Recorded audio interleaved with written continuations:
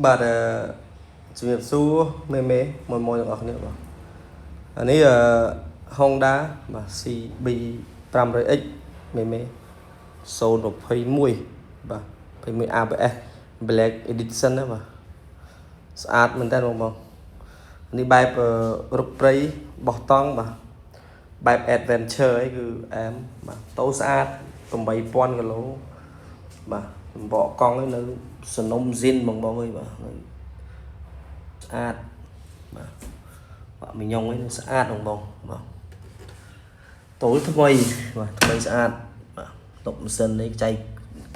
ខ្យងដៃជើងនៅលះល្អបាទមានកាងលេងហើយបាទកាងលេងហើយកបាំងដៃបាទកបាំងខ្យល់បងបាទមានបាតបលាំងដាស់បាតក្រមបាទផ្សិននេះគឺខ្ចីញញបងអើយតម្លៃពិសេស30ជាងទេបងត្រូវការស្រឡាញ់ពេញចិត្តអាចតំណតំណងបងប្អូនបានបាទស្អាតទៅតាមម៉ូតូនេះគឺលះល្អបងបាទ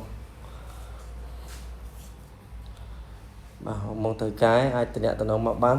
បាទលោកសិនបងគីឡូ8500គីឡូ